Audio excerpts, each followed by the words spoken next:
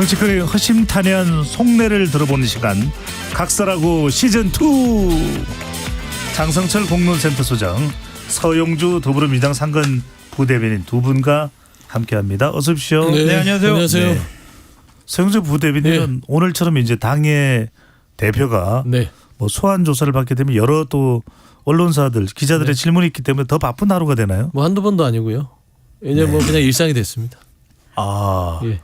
뭐 이 뭐 일상이 되면 안 되는. 윤석열 정부가 그냥 뭐 시리즈로 소환을 하기 때문에 네. 늘 준비하는 자세로 답변하고 이제 있습니다. 뭐 당 대표의 검찰 소환과 이에 따른 부대변인으로서의 브리핑은 그냥 일상이 돼버렸다. 그러니까 이게 윤석열 정부가 뭐 특별하게 무슨 일이 있어서 부르는 것 같지는 않고 네. 패턴 같아요. 부를 때가 되니까 이때 좀 국정이 좀 혼란스럽고 좀 이슈 전환하고 싶으면 툭 부르고 하는 그런 네. 모양이라서 뭐 저도 대답을 늘 준비하고 있습니다. 자, 바로 그 부분부터 시작을 하겠습니다. 이재명 말도 대표가 못하네. 백현동 개발 특혜 의혹 관련 조사를 받기 위해서 오늘 오전 검찰에 10시 20분경 예고된 대로 출석을 했습니다. 자, 근데 그 출석한 주변 현장을 보니까 상당히 지지자들도 많이 있고 또 물론 반대 이재명 대표에 대해서 반대하고 공격하는 또 사람들도 나와 있는데 자, 스탠드 마이크도 그 현장에 세워져 있고 또 입장 발표도 분량도 상당히 길었고 바른 모습 어떻게 보셨는지 먼저 장선철 소장님 먼저 키워드로 한 말씀 해주신다면요. 안쓰러워요. 안쓰럽다. 네. 서영주 부대변인요. 때가 됐다. 때가 됐다. 감옥 갈? 에? 구속당할? 무슨 소리예요? 아니에요? 죄송해요. 이제 이 검찰의 무도한 수사에 정확하게 그 민낯을 벗길 때가 됐다. 검찰의 민낯을 벗길 때가 됐다. 때가 됐다. 네. 저러한 서용주 부대변님의 말씀도 안쓰러워요. 불쌍해요. 안쓰럽다는 어떤 의미이십니까? 애써 항변하는 거죠. 본인은 억울하다. 범죄 혐의가 없다. 나는 이런 하나도 뭐 사취하지 않았다. 뭐 그런 표현을 쓰시던데 우리가 그런 거를 얘기하는 것이 아니라 백현동 식품영양연구원? 식품연구원의 그 부지가 왜 저런 식으로 개발업자에 의해서 민간 사업자에게 막대한 개발 이익을 줬는지 물어보는 거예요.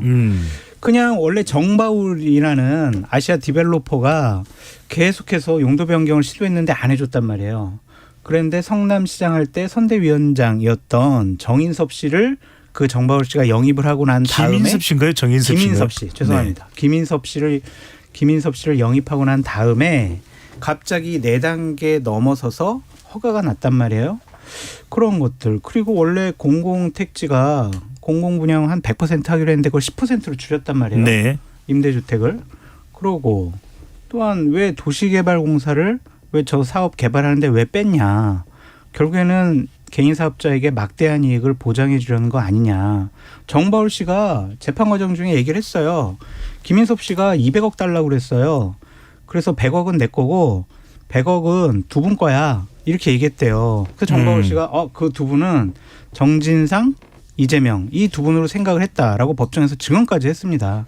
이렇게 범죄 혐의가 있는데 본인은 무슨 뭐 민주화 운동하다가 잡혀가는 것처럼 저런 모습 보이는 것은 안쓰럽다라고 다시 한번 말씀드립니다. 이렇게 이제 네. 이 주장이 되고 있는 내용에 대해서 이재명 대표는 또 해명을 했습니다. 어떤 내용일까요? 그러니까 이제 법적으로 조목조목 해명한 게 있고 또 정치적으로 여론을 통해서 이야기한 게 있다고 봐요. 그러니까 이제 일단 법적 부분을 설명을 드리면 네. 뒤에서부터 얘기할게요. 정바울 아시아 디벨롭 대표가 지금 하고 있는 증언은 법정에서 하는 것들은 아직까지 증거가 나온 것이 아니고 단순 증언이고요. 김인섭 대표 그러니까 이재명 당시 성남시장과 관계가 있다고 보는 김인섭 대표는요. 성남시장이었던 이재명 그 당시 시장과의 관계를 부인하고 있습니다. 그러니까 연결고리가 아직 나오지 않은 상황이고요. 그 재판은 김인섭 씨와 정바울 간의 재판이다. 이 부분에 있어서는 지금 검찰이 이재명 지금 당시 성남시장이 식품연구원에서 용도 변경하는 부분들이 민간업체에게 돈을 뭐 이득을 주려고 했다라는 부분들하고는 아직 연관성을 찾지 못했기 때문에 이재명 대표가 첫 번째 이론 한 장도 사익을 취한 적이 없다. 라고 얘기하는 것은 현재까지 검찰이 입증한 바가 없기 때문에 사실이고요. 두 번째 뭐 그 얘기 하시잖아요. 100% 임대주택을 하는데 10%밖에 왜 안 했냐. 네. 이거는 뭐냐면 당시에 계약 조건에서 시행사가 100% 얘기를 했어요. 시행사가 먼저 얘기한 겁니다. 100% 임대주택을 하겠다. 그래서 그러면 그렇게 합시다. 라고 성남시가 받아들였는데 나중에 시행사 쪽에서 그러면 10% 말고요. 기부 체납을 R&D 부지를 1,000억 그러니까 8만 평이죠. 8천 평을 기부 체납을 하겠다 하면서 10%로 줄인 겁니다. 이게 이제 사실이고요. 기부 체납은 됐습니까? 기부 체납 됐죠. 그러니까 네. 벤처 단지를 짓는 R&D 부지 8천여 평, 뭐 시가로 한 1,000억 정도 됩니다. 1,000억 정도를 기부 체납 받는 조건으로 100%를 10%로 줄이는 그런 법적 검토를 통해서 그게 이제 변경이 됐다는 것이고. 또 두 번째 좀 물어보는 게 자꾸 있어요. 왜 성남개발도시공사가 처음에 같이 공사에 들어가기로 해놓고 나서 왜 네. 민간업체만 쏙 빼서 거기만 하게 해서 이득을 보게 했냐라고 했을 때 당시에 성남도시개발공사는 왜 나올 수 있는 이익을 취할 수 있는데 취하지 않았냐 이 주에 나오는 그 거죠. 주장이 나오는데 네. 그건 뭐냐면 당시에 개발공사 자체가 들어가려고 했는데 반드시 해야 된다가 아니었어요. 검토할 수 있다였고요. 그다음에 두 번째 당시에 2014년하고 16년도에 들어가려고 했는데 당시에 여러 가지 뭐 들어가는 상황들이 원가 비용이라든지 비용들 들어가는 게 맞나 계산해봤고 그다음에 그 공사가 이 식품개발연구원 부지에 민간업체가 같이 들어가려면 자본금을 7배를 더 늘려야 됩니다. 공사가. 그러려면 의회에 가서 승인을 받아야 돼요. 이런 여러 가지 절차적 문제 때문에 굳이 이걸 들어갈 필요가 있겠냐. 거기에 플러스 당시 대장동 부분도 성남도시개발공사가 있었어요. 그러니까 부담이 되다 보니까 이 백현동 건은 하지 말고 민간 쪽으로 가고 이렇게 정리를 하자라고 결정했던 거예요. 그러니까 이거는 정확하게 얘기하면 성남시장의 행정적인 판단이었다. 자, 장 선생님 말씀 중에 자 이렇게 양쪽의 주장이 완전히 엇갈리는데 검찰이 과연 이 핵심은 이재명 대표 혐의가 배임입니다. 입증을 해낼 수 있을까요? 이것은 뭐 검찰에 달려 있는데 쉽지는 않을 거예요. 여러 가지 상황을 김인섭 씨가 핵심 키예요. 김인섭 씨가 그냥 입 꼭 다물고 가만히 있으면은 그냥 정바울 씨의 일방적인 주장이 될 수밖에 없겠죠. 그래서 정진상 실장을 불러서 조사를 했는데도 그렇게 큰 성과는 없었던 것 같아요. 이 부분과 관련해서는 어쨌든 김인섭 씨 증언이 중요하다고 보여지고. 김인섭은 어떤 역할을 했던 인물입니까? 로비스트였죠. 그냥 정진상, 이재명을 만나가지고 저 민간사업자가 여기 개발하려고 하는데 우리 빨리 용도 변경도 해주고 용적률도 좀 상향해줘라. 이렇게 로비를 해서 그 사람의 뜻과 의도대로 이 사업이 진행됐다라고 하는 것이죠. 지금 소영주 부대변인께서는 뭐 임대주택 100%에서 10%로 낮춰주면서 기부 채널을 받았다고 하는데 사업의 근본 취지예요. 여기에 임대주택을 짓겠다라는 게 맨날 소영주 부대변인 얘기하시죠. 양평 고속도로 근본적으로 원래 내렸던 취지가 뭐예요? 6번국도 교통난 해소하려고 한 거예요. 라고 계속 주장하셨잖아요. 이 땅을 공공개발하려고 했던 이유 그리고 4단계나 상향해가지고 그 조정을 해줬다는 이유 용적률 높여줬던 이유가 자 우리 어렵고 좀 아파트 집 구하기 어려운 공공 서민들을 위해서 이 아파트 부지에다가 우리 공공 서민주택 100%로 다 짓자 이랬거든요. 그런데 그걸 10%로 낮추면서 민간 사업자에게 막대한 이익을 몰아주면서 기부 체납 좀 받은 걸 갖고 사업의 정당성을 항변하는 것은 좀 옳지 못한 것 같아요.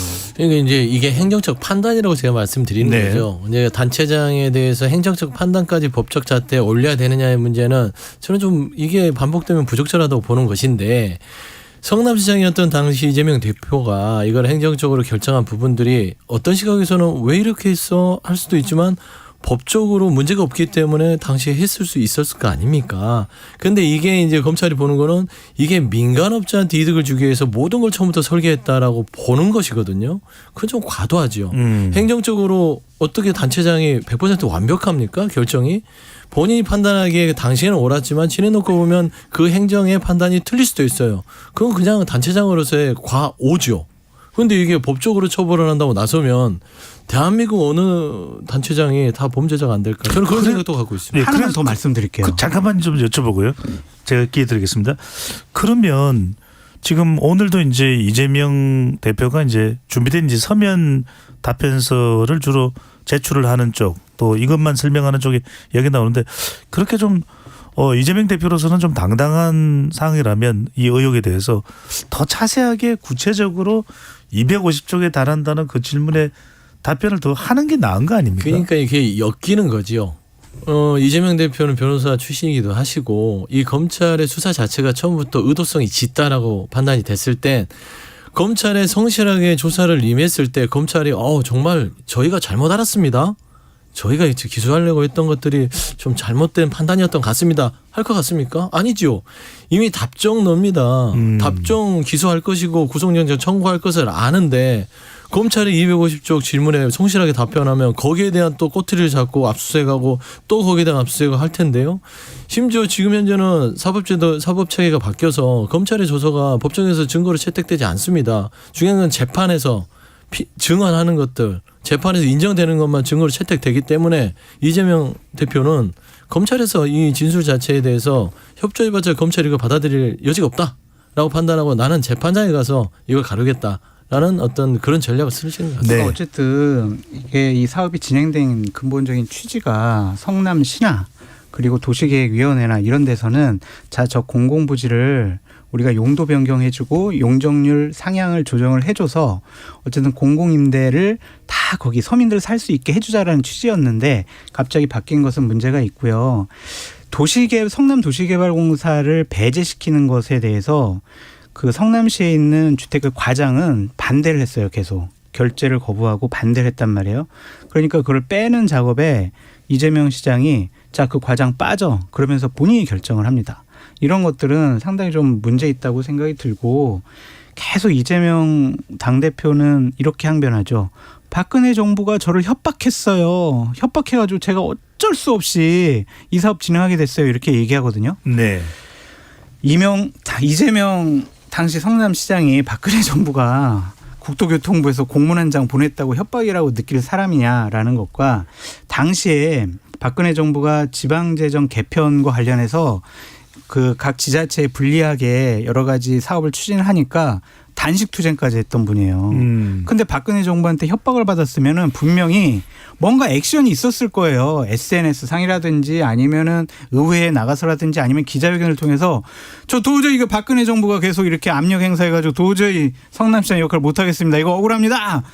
그런 흔적이 없어요. 지금 와가지고 교통부에 공문 한 장 가지고 협박받았다고 얘기하는 것은 얼마나 옹색하냐. 안쓰럽다. 다시 한번 말씀드립니다. 네.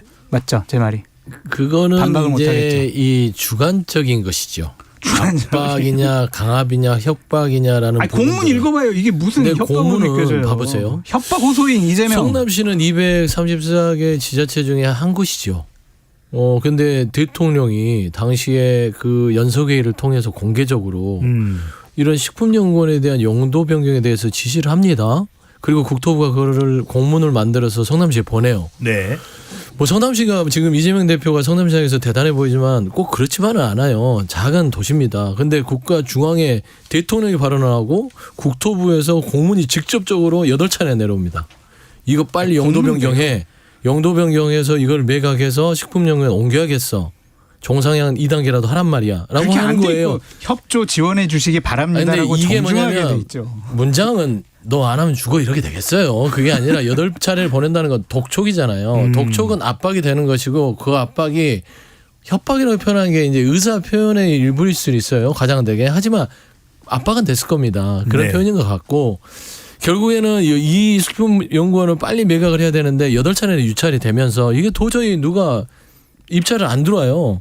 그래서 종상향 자체를 자연부지를 4단계를 할 수밖에 없었던 겁니다. 그러니까 그때서야 들어와서 이 일이 진행이 됐던 것이고. 근데 왜 김인섭 씨가 결합되기 전에 계속해서 좀 용도 변경 해달라고 했을 때는 안 들어주고 김인섭 씨가 정바울 씨랑 합류한 다음에 왜 들어줘요? 그 시점도 이상하잖아요. 그 부분에 대해서는 뭐 시점이 애매하게 일치할 수는 있지만 그건 이제 뭐 이제 아마 제 생각에는 재판에서 이재명 대표께서 밝힐 것 같아요. 왜냐하면 네. 검찰에서 제 개인적 판단은 이걸 밝히잖아요. 그러면 밝히는 순간 또 이 주변 사람들 누구 압수수색하고 이럴 거니까 재판에서 그 증거를 제시하면 될 것 같고요. 네. 중요한 건 지금 이 압박 부분에 있어서는 저는 주관적 판단을 가지고 또 뭐 이거를 허위 사실이네 어쩌네 하는 것도 검찰의 수사가 웃기고 수사력 낭비다. 자, 그 정도 잠깐만요. 자, 두 분 생각이 엇갈리는 것은 결국 이제 오늘 검찰 소환 수사가 있고 난 다음에 검찰의 또 태도가 어떻게 되느냐가 중요한데, 자, 오늘 또 김용 전 민주연구원 부원장에 대해서 또 불법 자금 수수 재판 위정 사건 관련 수사, 또 이제 대선 캠프에 있었던 사람들을 오늘 이제 압수수색했다는 이야기도 나오는데, 검찰은 오늘 조사 이제 소환 조사 끝나고 나면 장 소장님 그냥 구속영장 청구는 기정사실화돼 있다 이렇게 봐도 될까요? 그 시점을 볼 것 같아요. 네. 그러니까 이재명 당대표께서 오늘 비회기 중에 나한테 영장을 청구해라. 그럼 나 영장 실질심사에 받으러 가겠다. 그렇게 얘기했거든요. 그것도 약간 좀 거짓말 같아요. 지금 영장 칠라면 지금 8월 달에 칠라면 보름 정도 남았는데 여러분들 뭐 조사하고 증거자료 수집하고 뭐 오늘 서면 진술서 낸 거 분석하고 하면은 8월 달 내에 영장 청구하기 힘들어요. 그러긴 9월 달 정기국회 때 영장 청구할 수밖에 없는데, 제가 여러 가지 얘기로 듣기로는 영장 실질 심사 가서 이재명 당대표의 건이 만약 판사가 도주려가 없고 여당 당대표인데 도주를 안 할 거 아니에요? 그리고 법적 다툼이 좀 있고요. 좀 소명할 게 좀 있을 것 같아요. 라고 해서 기각을 해버려요. 네. 그러면 이재명 당대표는요, 사법 리스크에 면죄부를 받게 되잖아요. 그래서 김명수 대법관이 바뀌고 나고 영장 전담 판사들 인사 이동을 한 다음에 그다음에 영장 청구를 할 것 같다라는 좀 생각이 들어요. 그 시점이 9월 이후가 될 것 같아요. 9월 말 이후가 될 것 같고, 그리고 아까 하려다가 못한 거는 그 사회자가 너무 전체주의적이에요. 이렇게 강압적으로 패널이 얘기하려고 그러는데 막 말 못하게 하고, 저 이런 사회자 처음 봤습니다. 윤석열 대통령이 얘기하는 전체주의. 폐륜적 공작을 하시는 거예요. 그렇죠. 그렇게 이제 항의를 하고 일단 제가 아까 드리고 싶은 말씀이 뭐였냐면, 당시에 성남시에서 이재명 시장의 가장 측근이었던 전형수 실장이라고 있어요. 네. 그분이 극단적인 선택을 하셨거든요. 고인이 되셨죠. 그분이 유서에다 뭐라고 하셨냐면, 이재명 대표님 이제 다 내려놓으시고 정치 그만하세요라고 그랬거든요. 그런 정말 아끼고 모든 거를 함께 했던 그런 분이 그런 얘기를 한 것에 대한 의미를 이재명 당대표가 스스로 잘 되돌아보시라, 그렇게 말씀드립니다. 네. 청취자분들이 오해가 있으실 것 같아서 저는 제가 진행을 맡은 이후로 그 누구보다도 장승조 소장께 기회를 많이 드리고 있고, 이건 제가 그래 보인 것 같습니다. 오늘 이전까지는 생각을 안 했는데 오늘부터는 제가 강하게 개편을 좀 해야 되겠구나라는 생각을 하게 되네요. 말 잘 서영주 들을게요. 부대변인 이 의견에 대해서 어떻게? 그래도 뭐 한 번 더 기회를 주세요. 그럼요. 사다리를 또 놔야죠. 저에게 기회를 주시고 이재명 대표에서 비판한 것에 대해서 영장 청구. 영장 저는 이제 검찰 자체가요. 저는 그래서는 안 되는데 너무 정치적 고려를 많이 해요. 그러니까 이제 그 쌍방울 건을 기다리는 것 같아요. 지금 이 건은 쌍방울 전에 전초전, 예를 들면 본 게임 전에 그냥 뭐 예행 연습 정도 그런 느낌이거든요. 백현동은 대장동하고 비슷해서 배임죄 부분도 이게 진술이 의존하는 부분이 많습니다. 제가 봐서는요. 뭐 증거보다는요. 근데 쌍방울 부분은 진술이 중요해요. 특히나 8월 22일 날 이화영 전 부지사가 진술을 검찰에서 했던 거를 법정에서 하게 되면 그거는 이제 증거로서 인정이 되거든요. 예. 그거를 영장에 적시를 해야만 아까 말씀하듯이 영장 실질 심사를 이재명 대표가 받으러 가겠다고 이미 약속한 상황에서 판사가 그거를 기각할 확률을 현저하게 낮출 수 있습니다. 저는 그걸 기다리면서 계속 여론전을 해가고 있다고 보는 것이고, 제가 아까 말씀드렸지만 제가 이렇게 생각하면 안 돼요. 이 정상적이지 않습니다. 근데 이번 윤석열 전 검찰이 정상적이지 않으니까 자꾸 제가 이상한 생각을 하게 되는 게, 첫 번째는 너무 저희가 이제 1특검 사국조를 얘기했듯이 국정이 너무 혼란스러워요. 양평고속도로부터 최상병의 죽음에 대한 어떤 진상규명에 대한 인사 개입. 특검부터 4가지 사안에 대해서 국정조사까지 요구하고 있는 것이죠. 그렇죠. 이제 그 부분은 뭐냐면 이 현 정부의 그런 혼란 상황이 이미 드러나 있기 때문에 이때다 싶어서 검찰이 지금 백현동을 들어서 소환을 하는 거고 본 게임은 쌍방울입니다.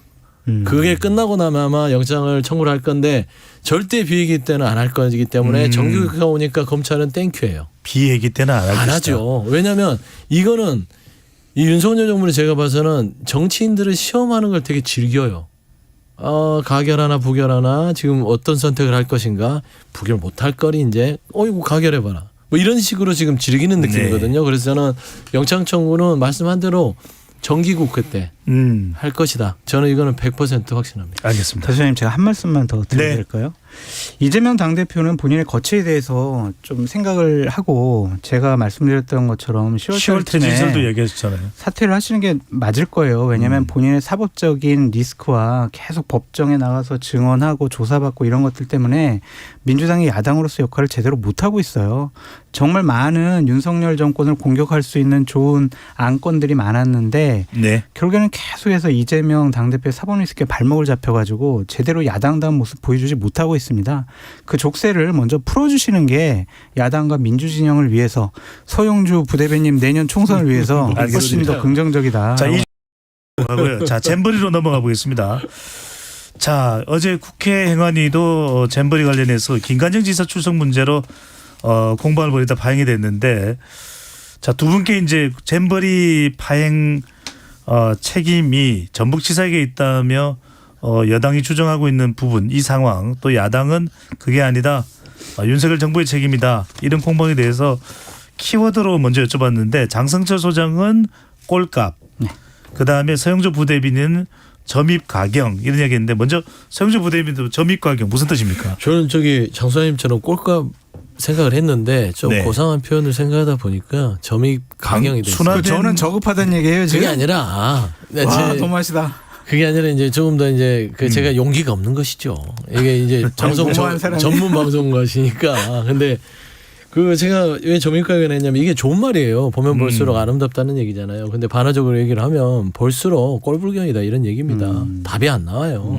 뭐 하는 짓입니까? 그러니까 상임위에서 지금 김관영 전문지사를 부른다고 이거 논박하는 자체가 말도 안 되는 겁니다. 진짜 점입 가경이고요.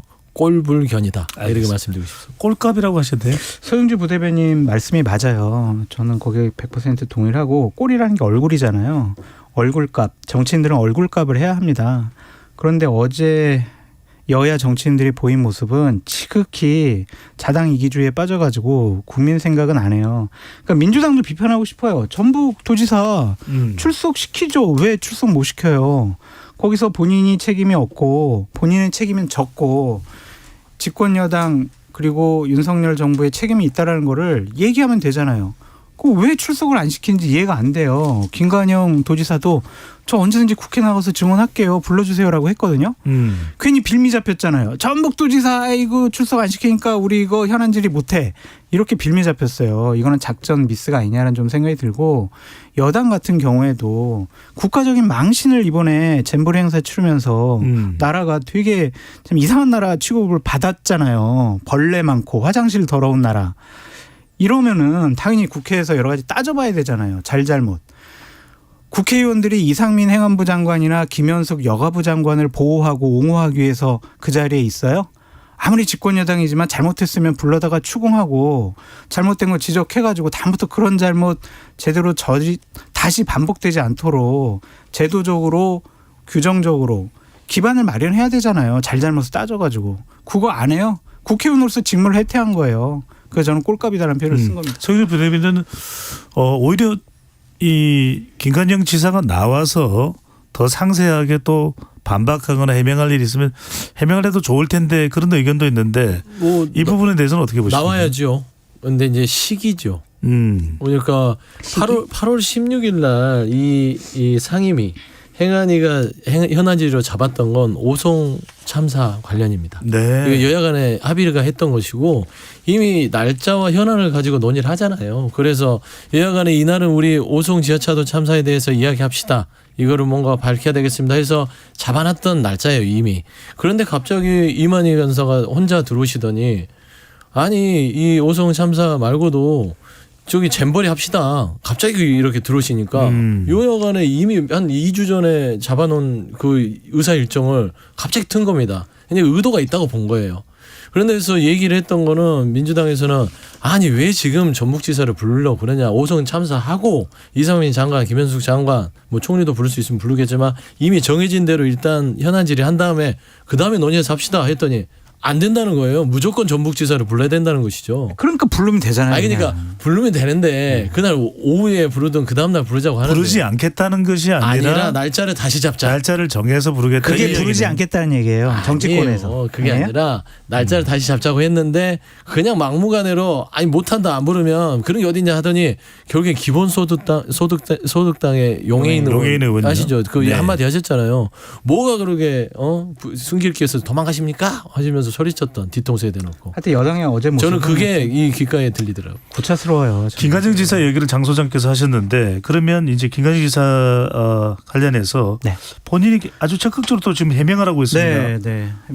KBS 방송에도 라디오 방송에도 맞아요. 출연을 했었고 또 허위 사실 유포 등 사실과 맞지 않는 주장에 대해서는 강력한 대응을 하겠다. 또 잘못한 부분이 있다면 그 부분은 책임지겠다. 또 SNS에서 스카우트 대원들의 의견이 표명된 게 너무 일방적으로 또 방송에 전달됐다. 네. 이렇게 적극적으로 해명하는 태도에 대해서는 어떻게 보십니까? 아니 뭐 본인은 항변하고 싶은 거겠죠. 뭐 내 잘못 아니야. 화장실 문제는 영국 대표단의 과잉 반응 탓이다. 화장실 음식 문제는 전북도의 책임이 아니다. 그러니까 한마디로 우리 책임은 없다라고 항변하고 싶은 거예요. 이게 뭐 타당성 있는 말이 있는데 잼버리 문제가 커진 게 SNS 탓이다. 거기 있는 단원들이 그냥 현장 중계해가지고 더 사건이 커졌다. 이렇게 판단하는 것은 되게 부적절하고 무책임하다라고 볼 수밖에 없고요. 전북도지사 책임도 있고 하지만 이번 잼버리 사태에 많은 책임 그리고 최종 책임은 당연히 윤석열 정권에 있고 김영수 장관이 가장 큰 책임이 있어 보인다라고 말씀드려요. 네. 자, 두 분께 더 이 관련 주제를 더 하고 싶은데 네. 다음 주제는 뭐 네. 제가 네. 두 분 이야기를 끊을 수밖에 없는 게 주제가 많아요. 네. 그래서 괜찮아요. 제가 주제를 저 아까 농담한 거예요. 네네. 이 시대 자. 최고의 진행자 배종찬 소장이라고 생각합니다. 저 동감합니다. 네, 회복이 안 되네요. 근데요? 자, 이동관 방송통신위원장 후보자 청문회가 내일로 다가와서 네. 두 분께 여쭤보겠습니다. 우선 최영주 부대변인께 네. 자, 여러 가지 사안들이 또 후속적으로 또 나오고 있습니다. MB 정부 때 청와대 대변인 시절 정부 비판 보도를 관리했다는 의혹, 또 건강보험 무임승차 의혹이고 또 이동관 후보자 쪽에서는 해명도 나오고 있습니다. 자, 가장 우리 청취자분들이 궁금한 건 뭔가 결정적으로 누가 보더라도 해명이 불가능한 스모킹 건이 내일 있을까요? 그게 있으면 벌써 나왔겠죠. 네. 그런데 저는 그동안 쌓여온 이분의 그 방송 장악의 행태들 그런 것만 봐도요 이미 자격 미달이에요. 그런데 전 청문회에서 왜 한 방울 야당이 그렇게 자신 있으면 한 방울 가져와 너무 웃겨 죽겠습니다. 청문회에서 정말 그런 자격 심사를 하면 대통령께서 들어줍니까? 이거는 아무 의미 없는 청문회예요. 청문회하고 시간 보내고 그 12시까지 끝내서 땅땅땅 쳐서 부적격이라고 해도 대통령 이미 마음 먹었잖아요. 청문회 왜 합니까? 결국엔 입법부 존중하지 않는 행정부에 있어서 청문회라든지 인사검증이라든지 이런 건 의미 없다. 다만 대한민국의 이 언론의 수혜를 보고 있는 그리고 언론을 청취하는 국민들이 불행해질 뿐이다. 네. 라는 그런 마음에서요. 이게 좀 본인들이 2년 3년 그렇게 끌고 가면 좋을지 모르지만 다 그게 누워서 침 뱉기가 될 거다. 그냥 보고 있습니다. 장 선생님 어떻게 보십니까? 이동관 후보자는 그런 또 야당이나 네. 또는 일각에서 제기하는 의혹들에 대해서 사실이 아니다라고 이야기는 하고 있습니다만 상당히 큰 또 논란이 되고 있으면 또 분명해 보입니다. 그럼요. 이미 제기된 의혹과 문제만으로도 방통위원장 후보자로서도 전 자격이 없다라고 좀 생각이 들고요. 어쨌든 저분의 과거의 여러 가지 행태와 말과 판단과 결정을 쭉 살펴보면 앞으로 KBS 큰일 났다, MBC 큰일 났다. 여기 뭐 사장부터 자르고 뭐 보도국장 자르고 우리 PD 자르고 진행자도 자르고 그럴 것 같다는 생각이 들어요. 패널도 자르고. 예, 옛날에 그래 진행자를 왔으니까. 자르고라는 얘기를 해주면서 저를 지칭하시네요. 아니 그냥 앞에 계시니까 그런 거지. 네. 배 소장님이나 설마 그러겠어요. 그러니까 이런 것들이 과거에 그렇게 행동을 해왔잖아요. 국정원 문건에서도 다 나타났잖아요. 그것을 방송 정상화라고 얘기하는 이동관 후보자나 국민의힘이나 좀 너무 뻔뻔하다라는 좀 생각이 가장 들고. 궁금한 건 장 소장님. 네. 이런 상당한 파장이 이미부터 있고 앞으로 이제 위원장이 된다 하더라도 네. 계속 지속될 텐데 네. 윤석열 대통령이 꿋꿋이 이렇게 계속해서 밀고 나가는 이유는 뭘까요? 두 가지래요. 그러니까 하나는 특보 시절부터 이동관 그 특보가 대통령이 궁금해하는 부분을 한 2주에 한 번씩 와가지고 되게 명쾌하게 정보도 주고 해석도 해주고 알려줬다라는 거예요. 그래서 신뢰가 쌓였고 본인이 서울중앙지검장을 하면서 이동관의 과거 행태에서 수사를 해보니까 야 방송 장악할 정말 적임자네. 수사해보니까 아는 거죠. 이렇게 잘했어? 와, 근데 하지만 공소시효가 지나서 당시에는 이제 기소는 안 한 거 아니에요. 결국에는 내년 총선을 앞두고 KBS, MBC 공영방송을 장악을 해야 본인들의 총선 승리의 지름길이다라고 생각을 하기 때문에 무리해서라도 이동관 후보자를 임명하려고 한다. 민주당은 지금 자포자기고 패배감에 쌓여 있다라고 볼 수밖에 없어요. 청문회는 요식행위다. 그냥 우리가 스모킹건 10개 터뜨려도 결국에는 윤석열 대통령은 임명을 강행할 거다. 그런 패배감 속에서 내일 청문회가 생각보다 그렇게 재미없을 것 같아요. 바로 이 질문에 이어서 여쭤보겠습니다. 네. 관련해서 청문 보고서가 채택이 안 되더라도 윤석열 대통령은 임명을 할 것이다. 네네. 그렇다면 여론은 상당히 물론 이동관 후보자에게 또 방통위원장이 된다 하더라도 부정적인 여론도 있기는 할 겁니다. 네. 하지만 그래도 방송 관련된 정책들은 또 밀어붙일 테고 뭔가 더불어민주당 차원에서 뭐 대응할 방법, 방안 강구하고 있는 대책 등이 있습니까?